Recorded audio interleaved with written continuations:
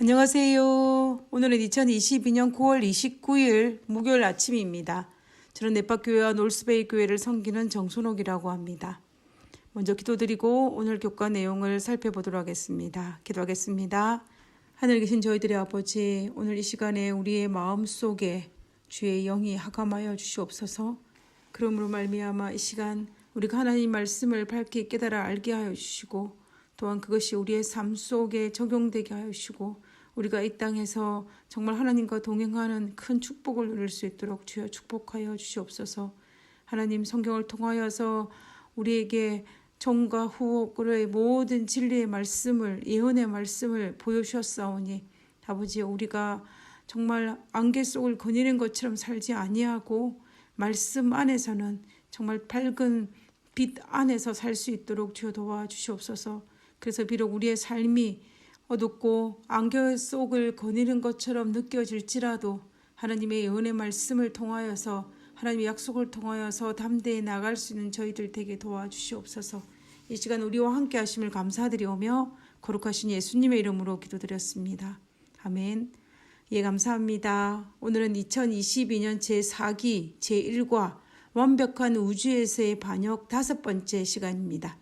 우리는 지금까지 하나님께서는 이 지구를 완벽하게 창조하셨듯이 온 우주도 하늘나라도 완벽하게 창조하셨음을 살펴보았습니다.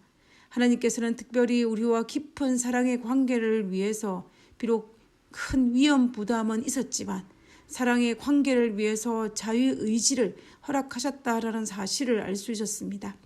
그런데 하늘의 천상이었던 루시퍼가 하나님께서 주신 자유의 의지를 잘못 사용함으로 말미암아 그의 마음속에 자만심과 교만심을 가지게 되었고, 이 지구도 그 죄로 말미암아 더럽혀졌다라는 것을 우리가 알게 되었습니다. 이것이 지금까지 우리가 살펴본 내용입니다. 그러면 오늘 목요일 소재에서 다룰 내용은 불신의 확산입니다. 하늘에서 루시퍼로 인해 시작된 죄가 아담과 하와로 말미암아 죄가 이 땅에 들어왔고 오늘 이스라엘에 살고 있는 우리들에게도 영향을 미치고 있다라는 것입니다. 그러면 오늘은 그 죄가 어떻게 확산되었고 우리에게 어떤 영향을 끼치고 있는지, 그럼에도 불구하고 우리는 어떻게 승리할 수 있을지를 이번 국가를 통하여서 살펴보도록 하겠습니다. 요한계시록 12장에는 선악의 대장투 4단계가 소개되어지고 있습니다. 제일 먼저 1단계는 하늘에서 루시퍼가 창조주 하나님과의 대쟁투를 다루고 있습니다. 요한계시록 12장은 하늘에서 큰 전쟁이 있었다라고 소개하고 있습니다. 한쪽에는 루시퍼와 그를 따르는 천사들이 있었고 다른 한쪽에는 그리스도와 그분을 따르는 천사들이 있었습니다. 요한계시록에서는 루시퍼를 큰 용, 옅뱀, 마귀, 사탄, 온 천하를 꿰는 자라고 지칭하였습니다. 그리고 그리스도는 누가 하나님과 같은가라는 뜻을 가진 미가엘이라고 요한계시록 12장 7절에서 부르고 있습니다. 어떤 주석가들은 유다서 9절에 천사장 미가엘이라는 표현을 근거로 하여서 그가 그저 천사들 중에 하나였다라고 설명하기도 합니다. 그러나 이것은 잘못된 것입니다.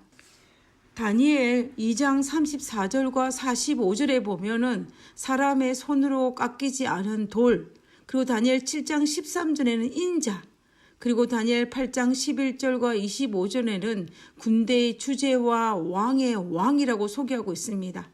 그리고 다니엘 12장 1절에는 대군 미가엘이라고 소개하고 있습니다. 이와 같이 다니엘서의 주요 모든 환상들에는 그리스도를 지칭하는 이러한 명칭들이 있음을 우리는 알 수가 있습니다.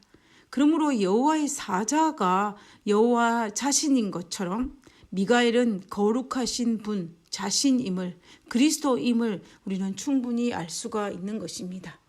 결국 하늘에서 일어난 선악의 대쟁투에서 첫 번째 싸움은 루시퍼와 그리스도와의 싸움임을 우리는 알 수 있는 것입니다. 이 싸움에서 누가 이겼습니까?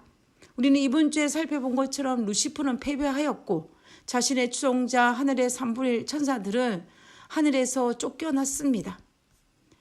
각 시대 대쟁투에서는 이때에 하나님께서는 반역한 루시퍼를 어떻게 대하셨는지에 대해서 자세히 설명하고 있습니다.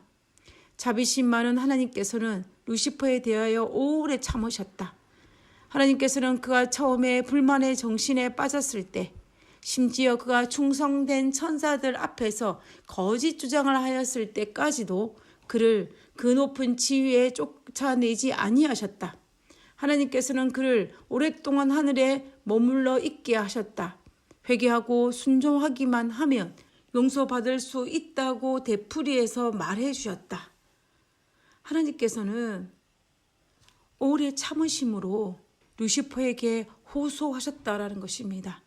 그러나 루시퍼는 하나님의 호소를 거절하여 하늘에서 쫓겨나 정착한 곳이 바로 오늘 우리가 살고 있는 이 지구입니다. 창세기 3장에 보면 루시퍼는 아담과 하와를 유혹하여 자신의 죄에 동참시킴으로 말미암아 이 지구에 정착하였다라는 것을 알 수가 있었습니다. 그리고 그 결과 이 지구는 더럽혀진 것입니다. 그리고 요한계시록 2단계의 싸움은 12장 1절에서 5절에 소개되어지고 있습니다. 하늘에 큰 이적이 보이니 해를 입은 한 여자가 있는데 그 발 아래는 달이 있고 그 머리에 12별의 면류관을 썼더라. 이 여자가 아이를 베어 해산하게 되매 아파서 애써 부르짖더라. 한 큰 붉은 용이 있어 머리가 7이요 뿔이 10이라.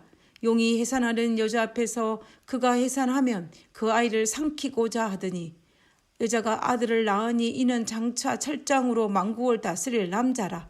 그 아이를 하나님과 보좌 앞으로 올라가더라.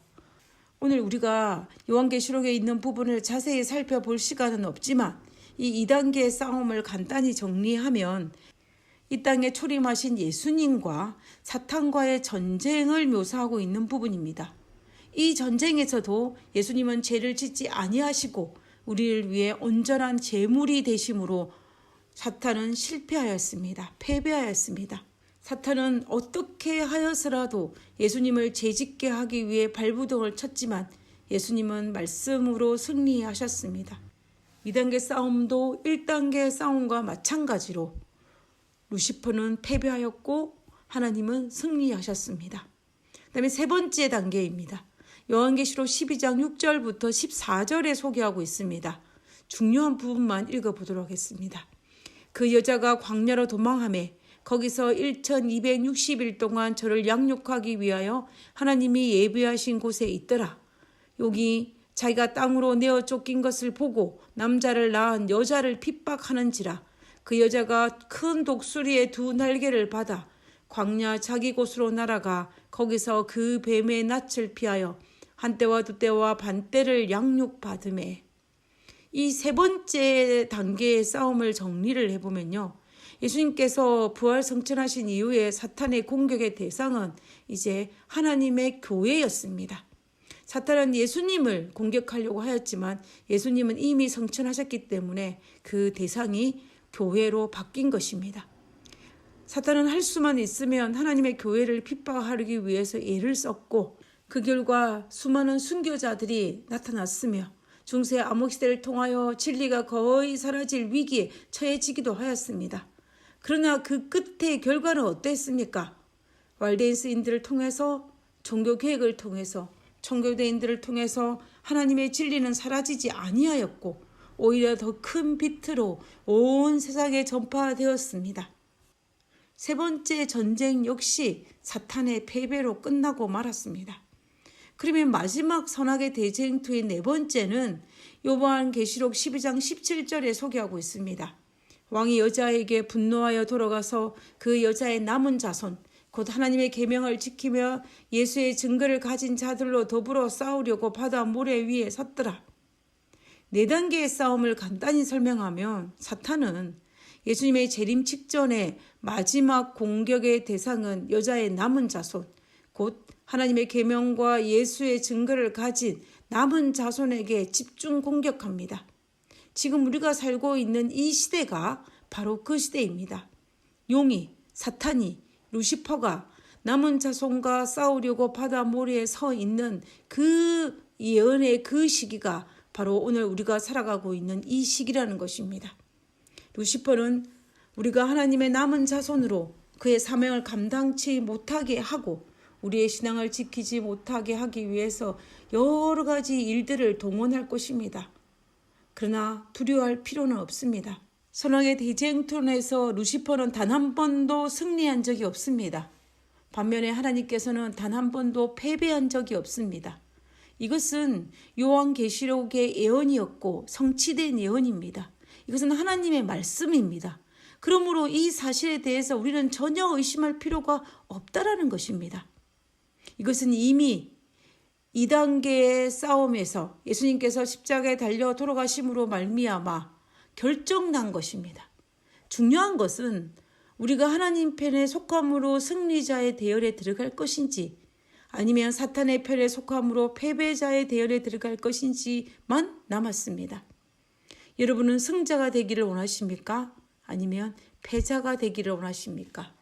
만약에 승자가 되기를 원하신다면 지금 조금 어렵게 보일지라도 좁은 길처럼 보일지라도 우리는 반드시 하나님 편에 속해야 합니다.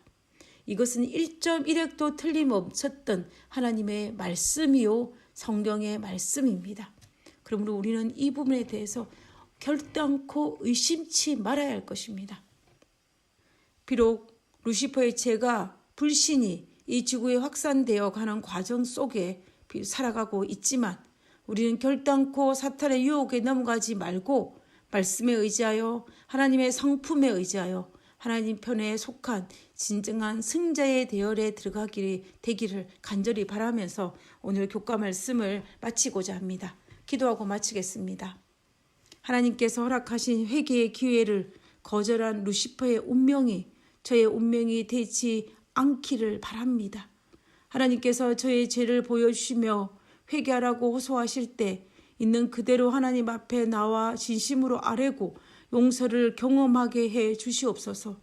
아버지여, 저희들을 불쌍히 여기사 회개의 영을 불러주시고 하나님 앞에 자복의 영을 부어주시옵소서.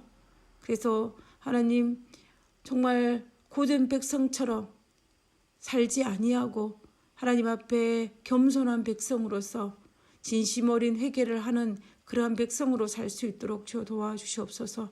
그래서 사탄의 유혹에 넘어갔다 할지라도 다시 하나님께 돌아올 수 있는 그러한 믿음의 사람 될 수 있도록 아버지여 우리를 불쌍히 여겨 주시옵소서. 오늘 하루도 하나님 안에서 하나님만 붙들고 살아가는 하루 되게 하여 주옵기를 간구하며 거룩하신 예수님의 이름으로 기도드렸습니다. 아멘. 감사합니다. 좋은 하루 되시고요. 내일 뵙도록 하겠습니다. 감사합니다.